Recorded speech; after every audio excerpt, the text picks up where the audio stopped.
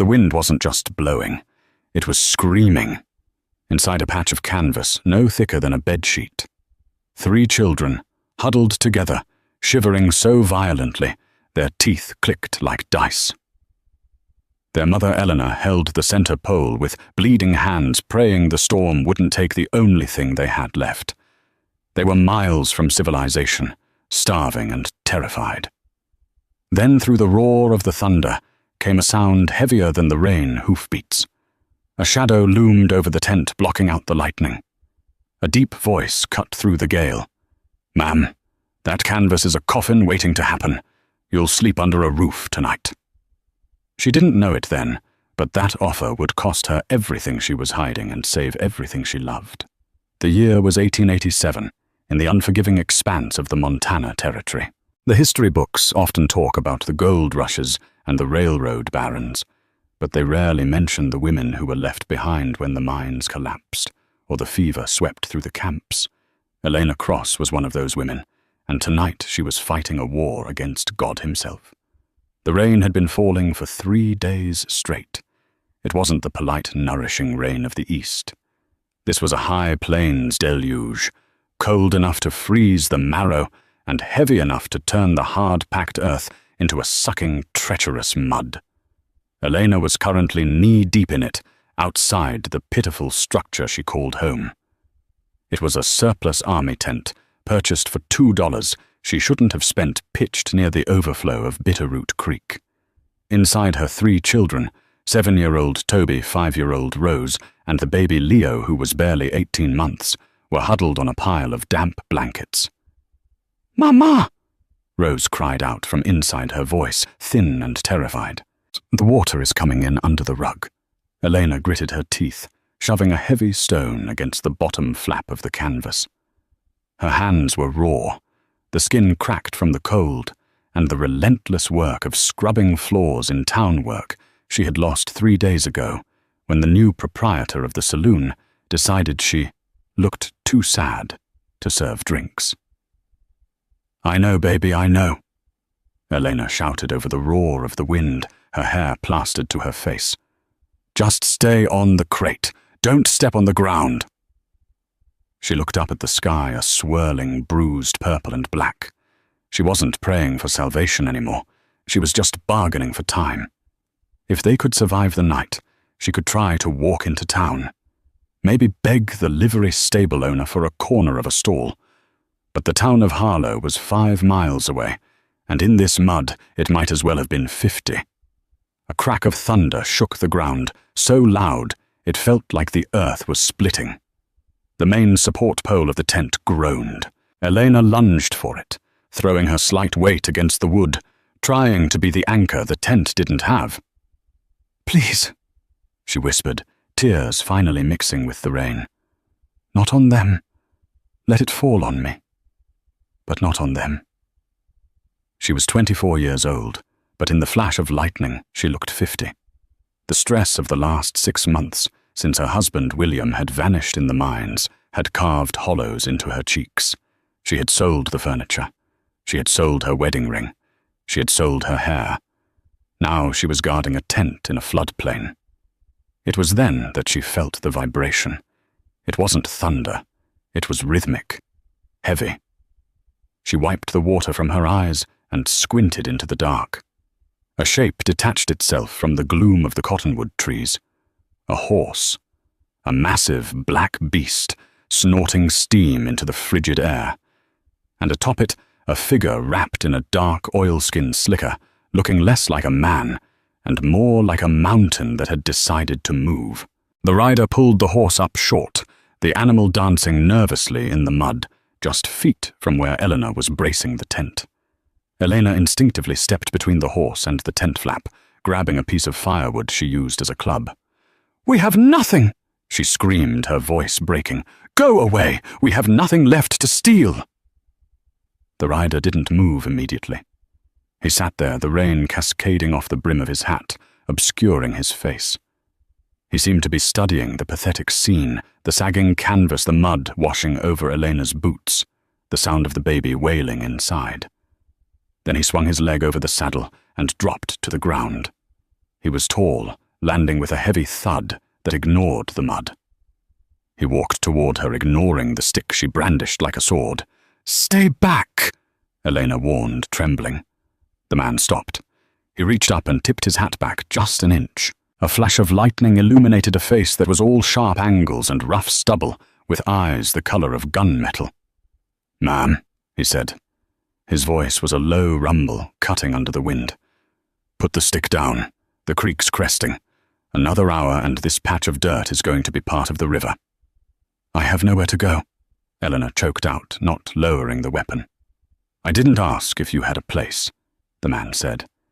He stepped forward, grabbed the firewood from her hand with a gentle but firm grip, and tossed it aside.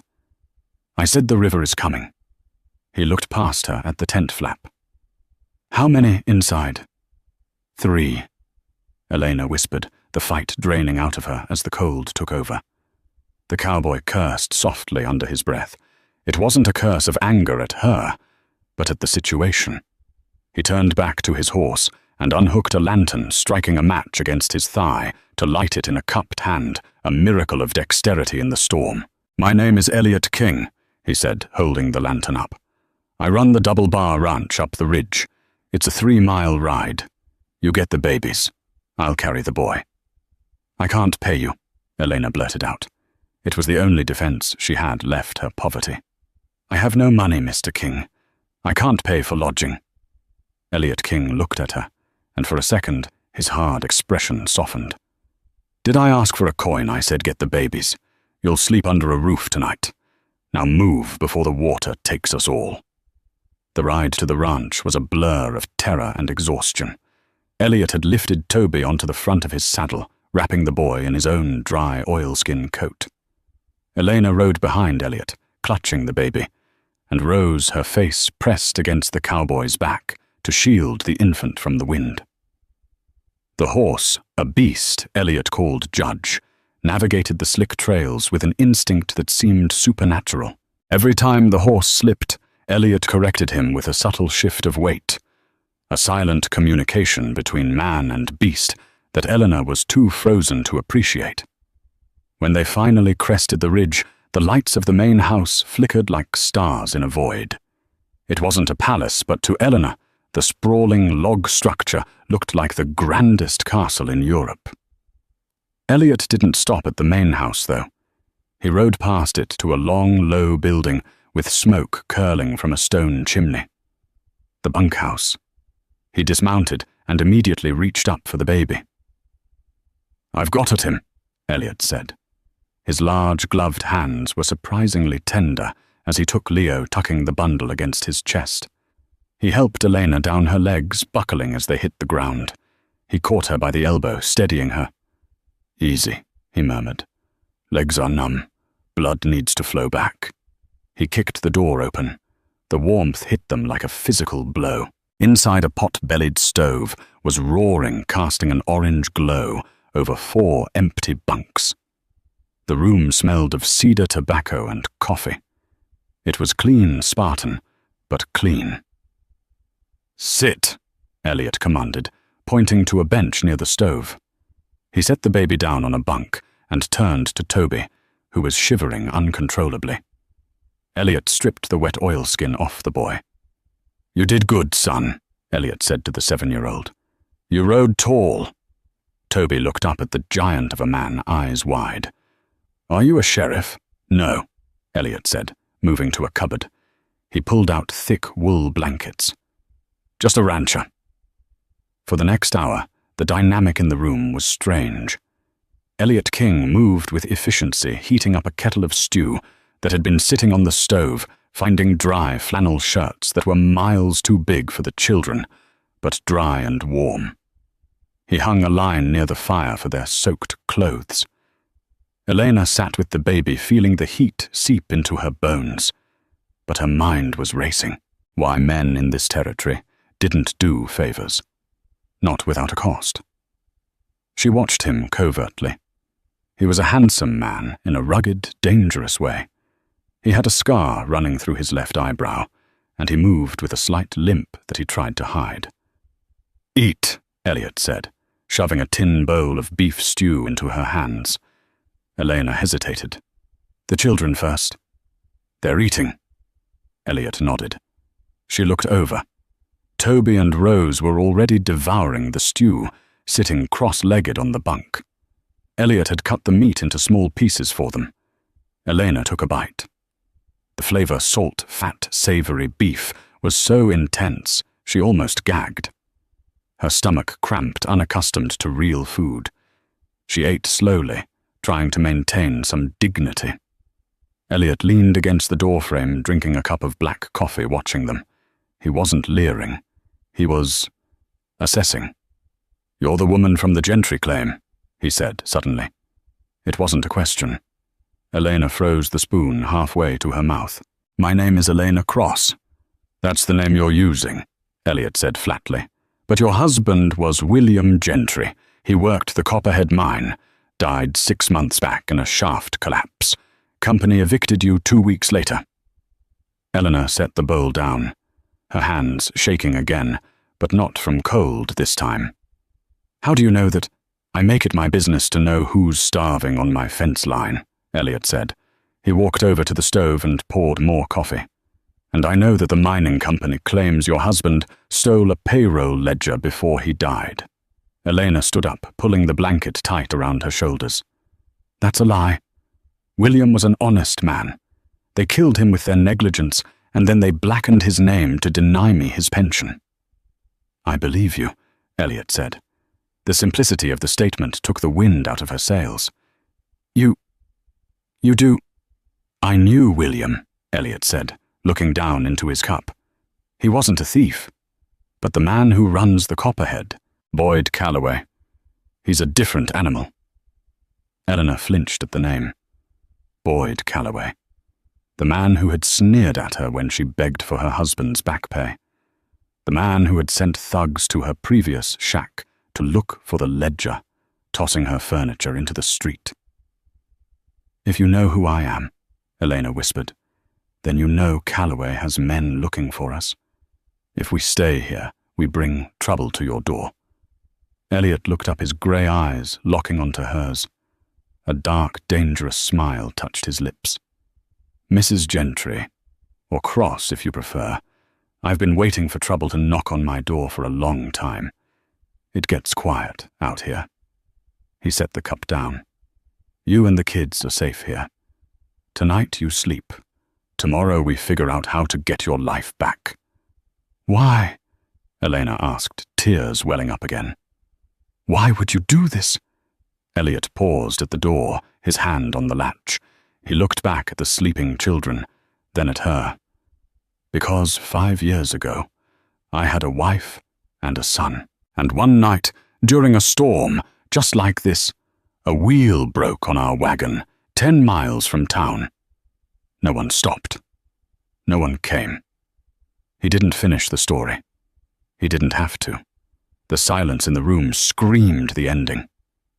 "Good night, Ma'am," Elliot said, and slipped out into the storm. The next morning broke with a deceptive calm. The rain had stopped, leaving the world scrubbed clean and smelling of pine and damp earth. Helena woke up with a start, panic gripping her chest for a moment, until she realized she was on a mattress, not the hard ground. The children were still asleep, tangled together like puppies. Helena moved quietly, finding her clothes dried by the fire. She dressed quickly and stepped outside. The Double Bar Ranch was breathtaking in the daylight. Rolling green hills stretched toward the jagged peaks of the Bitterroots. Cattle grazed in the distance, dark specks against the emerald grass. Near the corral, she saw Elliot. He was breaking a horse, a roan mare that was bucking and twisting. Elliot sat the saddle like he was glued to it, his face calm, almost bored. When the horse finally settled, huffing and stomping, Elliot patted its neck and slid off. He saw Helena and walked over, wiping sweat from his forehead with a bandana. "Morning," he said. "Coffee's in the cookhouse. Cook's name is Cookie. Don't laugh. He's sensitive about it." "Thank you, Mr. King," Helena said. She felt awkward in the daylight. "We can't impose any longer. The rain has stopped. I'll take the children and go where?" Elliot interrupted. "Back to the mud." The creek washed your tent 3 miles downstream. One of my hands found it this morning, shredded. Helena felt the blood drain from her face. Everything. The few clothes, the locket with her mother's picture, the last bag of cornmeal, gone. She swayed. Elliot caught her arm. Easy. Listen to me. I need a housekeeper. My last one quit because the isolation drove her crazy. You need a roof. I pay $12 a month plus room and board for you and the kids. It was a fortune. It was charity, she knew it, but it was charity wrapped in the dignity of work. I work hard, Helena said, her voice firming up. I don't take handouts. If I stay, I earn it. I scrub, I cook, I mend, and the children help with chores. Deal, Elliot said. But there's one condition. What? You tell me everything about the day William died. Helena froze. The ranch hands were starting to drift toward the cookhouse, eyeing her with curiosity. She lowered her voice. Why are you so interested in William? Elliot looked toward the horizon, his jaw tightening. Because William didn't just die in a collapse, Helena. He was blown up. I used to be a demolition expert for the railroad. I know the sound of dynamite versus a structural failure. I was riding by the mine that day. I heard it. Helena gasped, covering her mouth. Blown up. And? Elliot continued, his voice dropping to a whisper. 2 days before he died, William came to see me. Here. At the ranch. Helena stared at him. He never told me that. He wouldn't have. He was scared. He gave me something to hold on to. Said if anything happened to him, I was to wait until the dust settled, then find you. Elliot reached into his vest pocket and pulled out a small, tarnished key.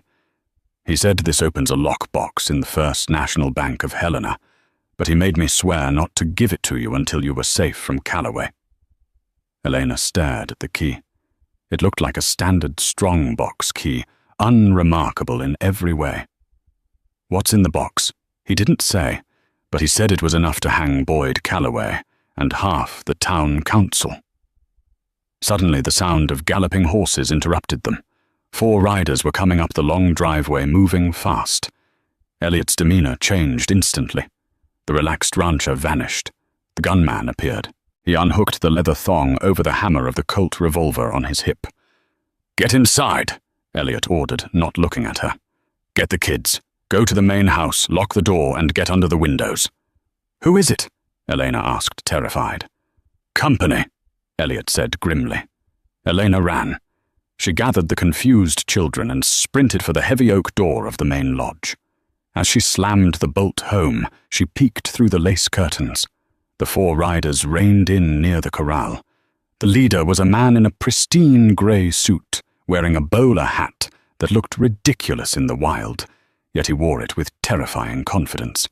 It was Boyd Calloway, and flanking him was Sheriff Miller, a man known more for his bribes than his badge and 2 hired guns.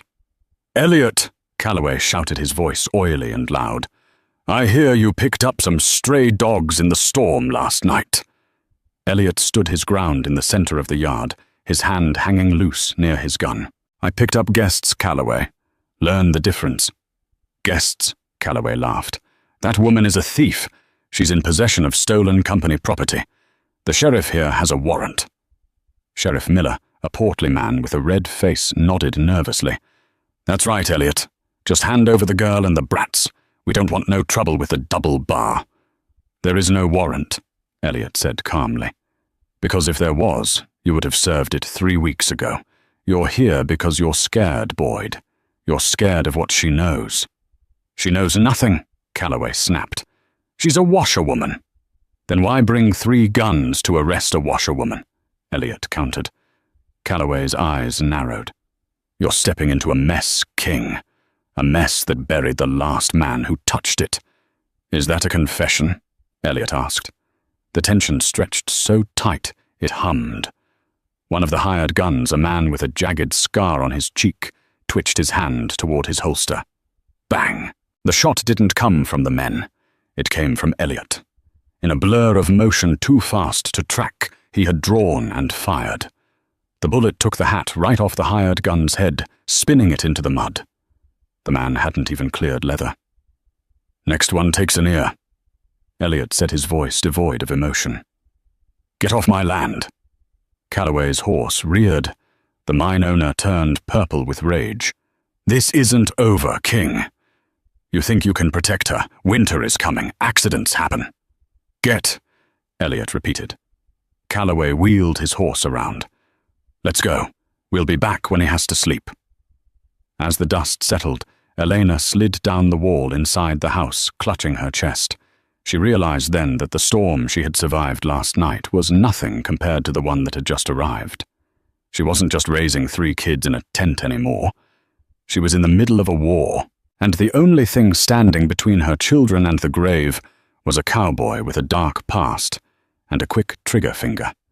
The decision was made over a map spread across the rough-hewn kitchen table later that night. The key William Gentry had left behind was burning a hole in Elliot's pocket. It was a beacon, but also a target. "We can't open the box here," Elliot said, tracing the route to Helena with a calloused finger. "There isn't a bank within 50 miles that Calloway doesn't own. We have to go to the capital, to the First National in Helena." Helena looked at the children who were sleeping soundly in the back room of the main house. "I can't leave them, but I can't take them into a war zone." "Cookie will watch them," Elliot assured her. "And I've got 2 men, Red and Dutch, who are loyal to the bone. They'll sit on the porch with shotguns until we get back. Calloway wants the ledger, not the kids. If we leave, he'll follow us." They left before dawn the next morning. The sky was a bruised purple, the air biting with the promise of early snow. They took a buckboard wagon lighter and faster than a coach with 2 fresh horses. Elliot drove a Winchester rifle resting across his knees. Helena sat beside him, dressed in a heavy wool coat Elliot had found in an old trunk. It had belonged to his late wife, a fact he didn't mention, but Helena sensed from the way his hand lingered on the fabric. The journey to Helena took 2 grueling days. They avoided the main roads cutting through the rocky foothills to lose any tales Calloway might have sent. The silence between them was heavy, at first filled only by the creak of the wagon wheels and the wind in the pines. But as the miles rolled by, the walls began to come down. "You said you had a family," Helena said softly on the second afternoon. They were stopped by a stream to water the horses. Elliot stiffened, adjusting the harness on the lead mare. "A long time ago. Sarah, and a boy, Timothy. They died of fever during the '82 blizzard. Doctor couldn't get through the drifts." Helena walked over to him, placing a hand on his arm. The muscle beneath the sleeve was hard as iron. "That's why you stopped for us. You saw them in the rain." Elliot looked down at her, his grey eyes unguarded for the first time. "I saw a woman fighting for her life. Most folks out here just give up when the wind blows hard enough. You didn't." The moment hung in the air, charged and fragile. Elliot reached out his thumb, brushing a stray curl of hair from her cheek. His skin was rough, but his touch was incredibly gentle. Helena leaned into it, her breath hitching. It had been so long since she had been touched with anything other than aggression or dismissal. "We should keep moving," Elliot murmured, though he didn't pull his hand away immediately. "Helena is still a ride away." They arrived in Helena as the gas lamps were flickering to life. The city was a bustling contrast to the isolation of the ranch, noisy, dirty, and alive with the frenetic energy of a gold town. They waited until morning to visit the bank. The First National was a fortress of stone and iron. Elliot escorted Helena inside his eyes, scanning every face in the lobby. They were ushered into a private room after presenting the key to a skeptical bank manager. When the lockbox was placed on the table, Helena's hands shook. She looked at Elliot for strength. He nodded. She turned the key. The mechanism clicked loud in the silent room. Inside there was no gold. There was a leather-bound journal and a rolled-up document. Helena unfurled the document first. "It's a land deed," she whispered, scanning the legal text. "For the section of the valley known as Devil's Pocket." Elliot frowned. Devil's Pocket is where the Copperhead Mine dumps its tailings. It's worthless rock. Read the journal, Helena said, opening the book. Her eyes widened as she read William's neat handwriting. October 12th. I have found it. The main vein doesn't run north under the company land. It dips south, deep into Devil's Pocket. Calloway knows. He's been trying to buy the land quietly, but he doesn't know I bought the deed 3 months ago, under a shell name to protect it. Elliot slammed his hand on the table. That's it! Calloway isn't just stealing payroll. He's mining a vein he doesn't own. If this gets out, the territory will strip his charter, and he'll go to prison for fraud and theft. This deed makes you the owner of the richest gold vein in Montana. He killed William for this, Helena said, her voice trembling with rage. He killed the father of my children for a piece of paper, and he'll kill us to get it back, Elliot said grimly. He grabbed the documents and stuffed them into his coat. We need to find a federal judge. Local law is bought, but a federal judge can't be ignored. As they exited the private room, the atmosphere in the bank had changed. The teller who had let them in was gone. In his place stood a man leaning against the counter, cleaning his fingernails with a Bowie knife. It was the hired gun from the ranch, the one Elliot had humiliated. Mr. Calloway sends his regards. The gunman grinned. Elliot didn't hesitate. He grabbed Eleanor, shoved her behind a heavy oak pillar, and flipped the heavy teller's table over, just as the front window shattered. Glass rained down like diamonds. Gunfire erupted from the street, chewing up the mahogany interior of the bank. Back door! Elliot roared, firing 2 shots from his Colt toward the entrance to keep the gunmen's heads down. They scrambled through the bank's rear exit into a narrow alleyway. Bullets chipped the brickwork around them. Elliot half-carried Helena, boosting her into the bed of a delivery wagon passing by. He vaulted up after her, snapping the reins from the surprised driver's hands and whipping the horses into a frenzy. They tore through the streets of Helena, a chaotic chase that ended only when they lost their pursuers in the labyrinth of the rail yards. They abandoned the wagon and stole 2 saddle horses riding hard for the open country. They know we have the proof, Elliot shouted over the wind as they galloped south. They'll be heading for the ranch. They'll use the kids as leverage. The ride back was a nightmare of endurance. They didn't stop for sleep. They switched horses at a way station where Elliot knew the owner riding the animals into the ground. When they crested the ridge overlooking the Double Bar Ranch, smoke was already curling into the sky. No, Helena screamed. They raced down the hill. The main house was intact, but the barn was burning. Gunfire crackled in the air. Elliot leaped from his horse before it fully stopped, his rifle in hand. Get to the house. Stay low. He didn't wait for her. He ran toward the bunkhouse where flashes of muzzle fire showed his men were pinned down. Helena didn't listen to his order to hide. She ran toward the main house, her heart hammering against her ribs. "Toby Rose!" she screamed. The front door of the main house swung open, but it wasn't the children. It was a man she didn't know, a rough-looking drifter with a bandana over his face. He lunged for her. Helena didn't think. The rage of a mother protecting her young took over.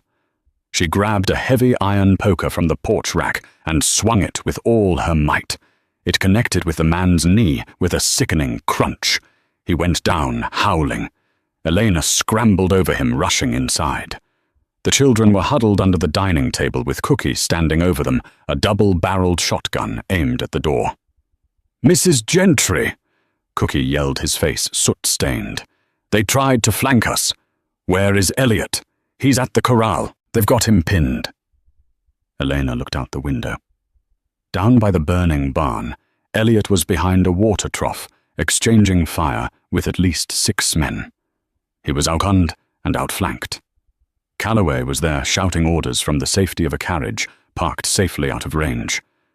Helena saw a rifle lying on the floor, dropped by the intruder she had disabled. She picked it up. It was heavy, cold steel. She had never fired a gun in her life, but she had watched Elliot. She knew how to load the lever action. She stepped onto the porch. She raised the rifle, aiming not at the men, but at the carriage, at the arrogant figure in the grey suit. She pulled the trigger. The recoil bruised her shoulder instantly. The bullet missed Calloway, but it shattered the carriage lantern right beside his head, showering him with glass and oil. Calloway shrieked and dove to the ground. The distraction was enough. Elliot popped up firing with terrifying precision. 1, 2, 3 shots. 3 men dropped. The others scrambled for the cover. "Retreat!" Calloway screamed, scrambling into the driver's seat of his carriage. "Pull back!" The attackers fled, riding off into the dusk. But as the dust settled, Elliot didn't stand up. He slumped against the trough. Helena dropped the rifle and ran to him. "Elliot!" She slid into the mud beside him. He was clutching his side, blood seeping dark and fast between his fingers. "I'm all right." He grunted, his face pale. "Just a scratch." It wasn't a scratch. The bullet had caught him in the flank. "Get him inside," Helena shouted to Cookie and the other hands who were emerging from the smoke. "Now!" The night that followed was a blur of blood and hot water. Helena dug the bullet out herself, her hands steady despite the fear clawing at her throat. Elliot passed out from the pain twice, but he survived the night. By morning, the fever had set in. He was delirious, muttering names from his past. "Sarah, get the boy. The water is rising." Helena sat by his bedside, cooling his forehead with a damp rag.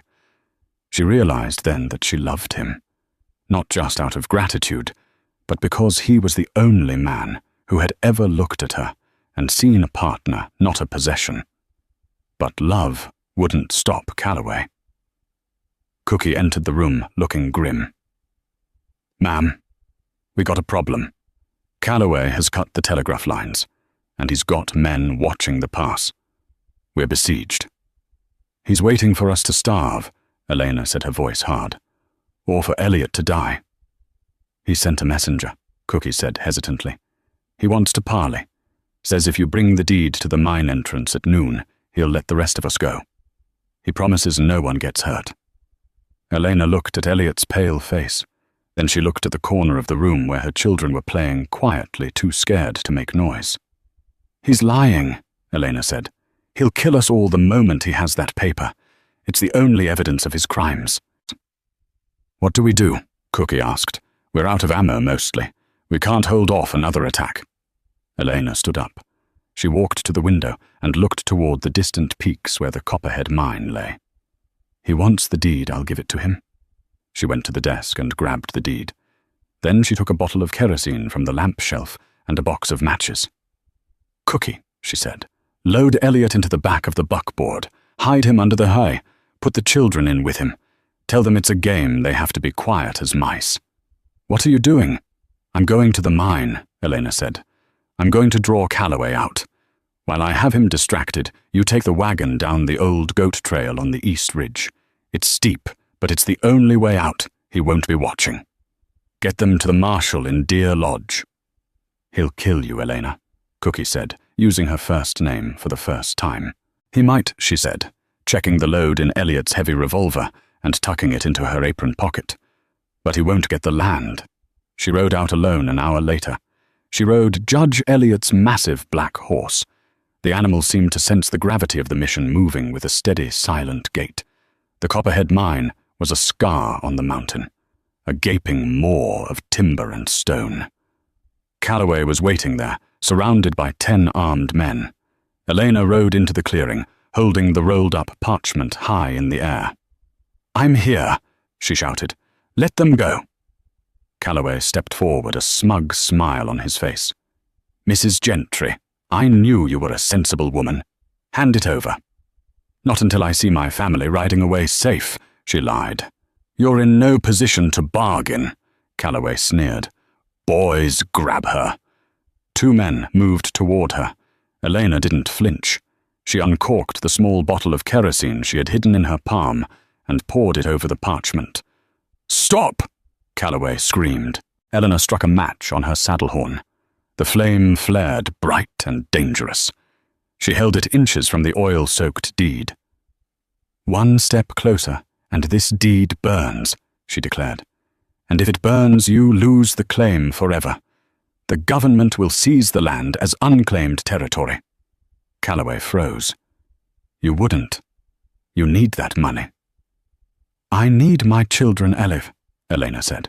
"Call your men off, now." It was a standoff. The wind whistled through the canyon. The match burned down toward Helena's fingers. Suddenly, a shot rang out. But it didn't hit Helena. The gun was shot out of the hand of the man nearest to her. Calloway spun around. "Who's there?" From the ridge above the mine, a voice thundered down, a voice that sounded weak but filled with cold fury. "I told you, Calloway, get off my land." Elliot. The climb up the goat trail was a torture Elliot King wouldn't have wished on his worst enemy. Every step was a negotiation with pain. The bullet wound in his flank felt like a hot poker twisted deep inside him, radiating a sickening heat that made his vision swim. He leaned heavily on Cookie, his breathing ragged and shallow sweat cutting tracks through the grime on his face. "Easy, boss." Cookie whispered his own breath, coming in wheezes as they crested the ridge. "We're here. Don't die on me now." Elliot gritted his teeth, forcing his eyes to focus on the scene unfolding in the canyon below. From this height, the Copperhead Mine looked like an open wound in the earth, a scar of grey shale and rotting timber against the majesty of the mountain. And in the center of that scar, surrounded by 10 armed men, was Helena. She looked terrifyingly small on the back of his massive horse Judge. But her posture was rigid, her chin held high. She held the rolled parchment of the deed like a torch in the darkness. "She's really doing it," Elliot murmured, a mixture of terror and awe gripping his chest. "She's calling his bluff." Down in the canyon, the wind whipped Helena's hair across her face, stinging her eyes. Her heart was hammering against her ribs like a trapped bird. But her hand, the hand clutching the bottle of kerosene, was steady. She could smell the acrid scent of the oil, a sharp contrast to the pine-scented air. Boyd Calloway stood 10 paces away, his face twisted in a mask of arrogant amusement. He didn't see a threat. He saw a desperate widow playing a game she didn't understand. "I'm here." Helena's voice cracked, then strengthened, echoing off the canyon walls. "Let them go." Calloway stepped forward, dusting off the lapel of his grey suit. He looked at her with the pity one might show a wounded animal before putting it down. "Mrs. Gentry, I knew you were a sensible woman. You've dragged this out long enough. Hand it over and you can ride away. You have my word." "Your word is worth less than the dirt under my horse's hooves," Helena retorted, her eyes darting to the men flanking him. Their hands hovered near their holsters. She knew with chilling certainty that she wasn't leaving this canyon alive, not unless she changed the rules. "You're in no position to bargain." Calloway sneered, his patience evaporating. "Boys, grab her. Take the paper." 2 of the hired guns stepped forward, their boots crunching loudly on the loose gravel. Helena didn't flinch. With a fluid motion, she uncorked the small bottle of kerosene she had hidden in her palm. She poured the liquid over the parchment, the oil dark and heavy, soaking into the fibers of the deed instantly. "Stop!" Calloway screamed, his eyes widening in genuine horror. Helena struck a match on her saddle horn. The sulfur hissed and a bright orange flame flared into life, dancing dangerously close to the oil-soaked document. "One step closer and this deed burns," she declared. Her voice was cold, stripped of all fear. "And if it burns, you lose the claim forever. The government will seize the land as unclaimed territory. You'll be left with nothing but a hole in the ground and a prison sentence." Calloway froze. He raised a hand, signaling his men to halt. Greed warred with violence in his eyes. "You wouldn't," he hissed. "You're destitute. That paper is a fortune. It's your children's future." "I need my children alive more than I need them rich," Helena said, locking eyes with him. "Call your men off. Now." It was a standoff carved in silence. The only sound was the wind whistling through the timber and the heavy breathing of the men. The flame in Helena's hand burned lower, nearing her fingers. She could feel the heat. Suddenly, a gunshot shattered the stillness. It didn't come from Calloway's men. The bullet struck the revolver of the hired gun nearest to Helena, sending the weapon spinning into the dirt with a metallic clang. The man yelped, clutching his numbed hand. Calloway spun around, scanning the cliffs, panic rising in his voice. "Who's there?" From the high ridge above the mine, a voice thundered down. It was strained weak, but filled with a cold, terrifying fury that froze the blood in Calloway's veins. "I told you, Calloway. Get off my land." "Elliot, you're a dead man, King." Calloway screamed, his composure shattering completely. He waved his arms frantically at the cliffs. Kill them all." The canyon erupted into chaos. Helena didn't hesitate. She didn't drop the burning match on the deed. Instead, she threw it hard to her right, straight onto a pile of dry, blasting powder crates and oil-soaked rags stacked near the mine entrance. She kicked Judge's flanks hard. "Go!" The massive horse responded instantly, spinning on his haunches and galloping toward the cover of the dense tree line. Boom! The explosion was deafening, a physical blow that shook the ground. A fireball rolled outward, consuming the mine entrance and collapsing the timber supports in a cloud of splintered wood and choking dust. The shockwave knocked Calloway's men off their feet, scattering the horses. On the ridge, Elliot struggled to keep his rifle steady. His vision was blurring at the edges. "Cover fire, Cookie." Cookie unleashed a barrage from his Winchester, the shots echoing like thunder. The element of surprise combined with the terrifying explosion broke the morale of the hired guns. They were mercenaries, not soldiers. They weren't being paid enough to die in a rock slide against a ghost. "Retreat!" one of them yelled, scrambling for his mount. "Let's get out of here!" "Cowards!" Calloway shrieked, stumbling through the smoke, his face blackened with soot. He stood alone near the edge of the mine shaft, his empire crumbling around him. Madness took over his eyes. He spotted Helena's silhouette as she reached the edge of the trees. She had stopped turning back to check on the ridge. Calloway raised his pistol. His hand was shaking, but the distance wasn't great. "If I can't have it," he screamed, "no one can." Elliot saw the gun rise. He saw the barrel level at Helena. He tried to lift his rifle, but his arms were like lead. The weapon felt impossibly heavy. He couldn't steady it. He dropped the rifle, the metal clattering on the rock. "Elliot!" Cookie yelled. Elliot drew the heavy Colt revolver from his hip. His hand was trembling. The distance was over 50 yards, a near impossible shot with a handgun, especially for a man bleeding out. He breathed out, closing his eyes for a split second. In the dark behind his eyelids, he saw Sarah. He saw his son. And then he saw Eleanor standing in the mud, holding up a tent against the storm. "You'll sleep under a roof tonight."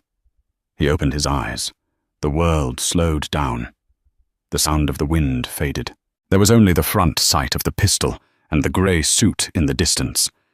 He squeezed the trigger.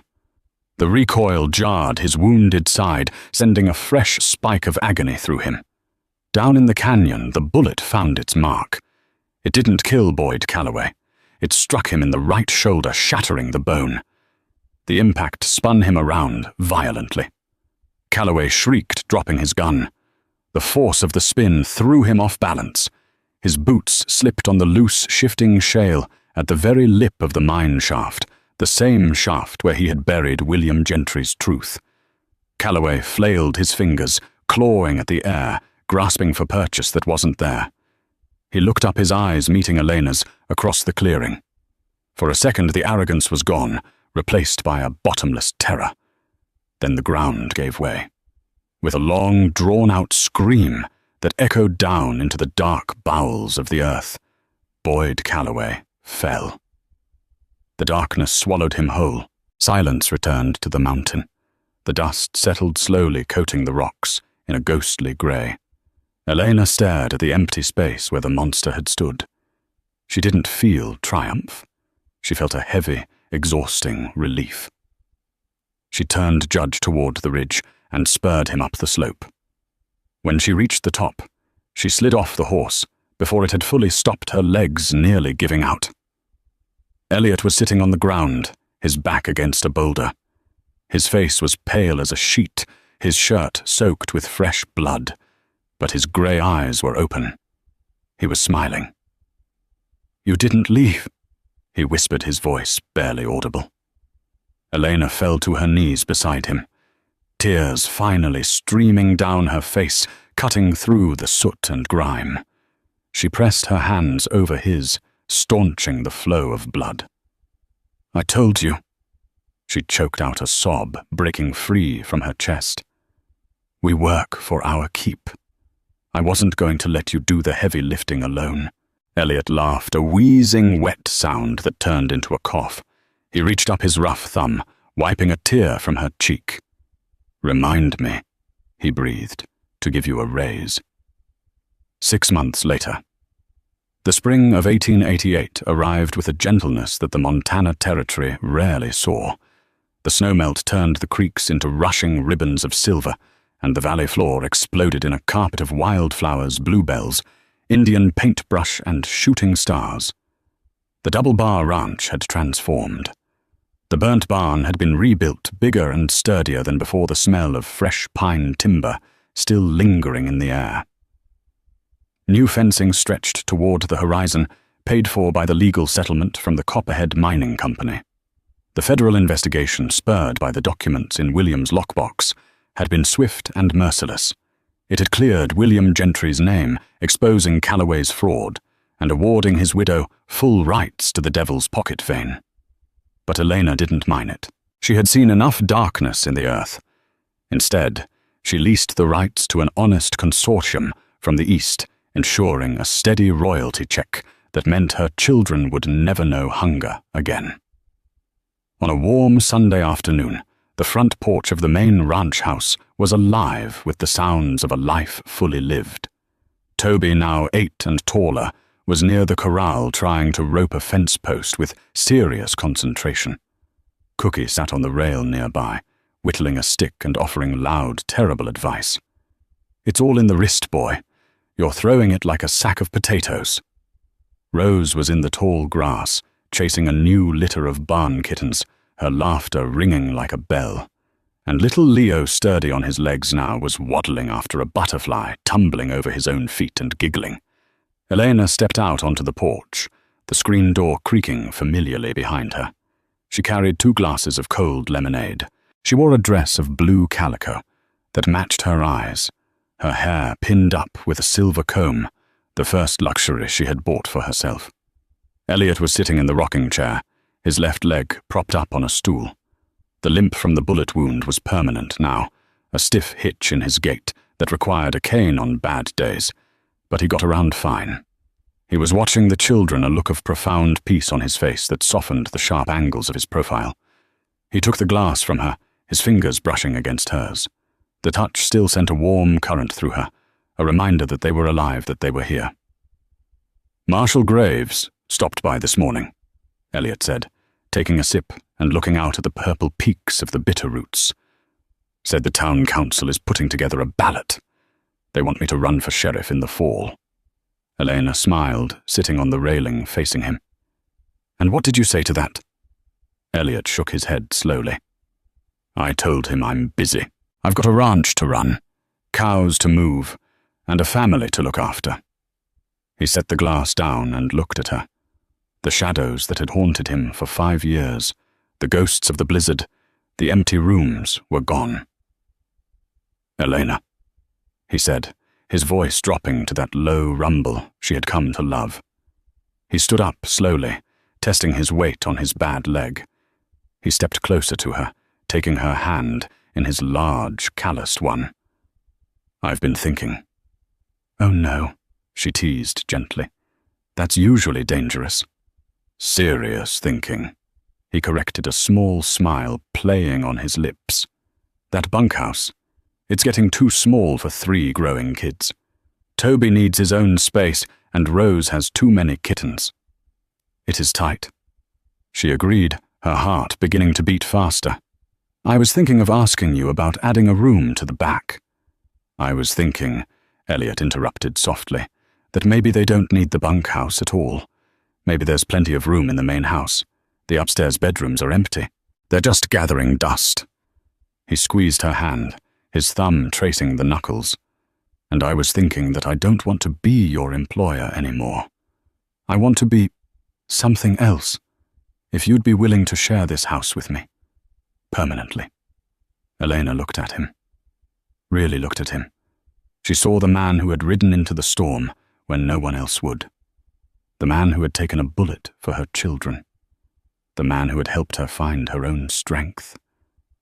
She looked out at the yard where Toby had finally roped the post and was cheering where her children were safe fed and happy. "Cowboy," she whispered, leaning in her forehead, resting against his. "I thought you'd never ask." He kissed her then, deep and slow, as the sun began to dip behind the mountains, painting the sky in blazing shades of gold and violet. The wind blew through the valley, rustling the cottonwoods. But this time the wind didn't scream. It sang, and for the first time, in a long time, everyone at the Double Bar Ranch was sleeping under a roof that nothing, not wind, not rain, and not men like Boyd Calloway, could ever tear down. And that is the incredible, heart-pounding conclusion to the story of Helena Cross and Elliot King. From a flooded tent in the middle of a storm to the owners of the richest gold vein in Montana, they fought for their lives and found love in the wildest place on earth. Did you expect that twist with the mine shaft? It seems the mountain finally passed its own judgment on Calloway. If this story touched your heart, please smash that like button. It really helps the channel grow and tells us you want more Western romances. Don't forget to subscribe and click the bell icon so you never miss a new story. We post amazing, true-to-life tales every Tuesday and Friday. Share this video with someone who needs a happy ending today. Thanks for watching, and we'll see you in the next video.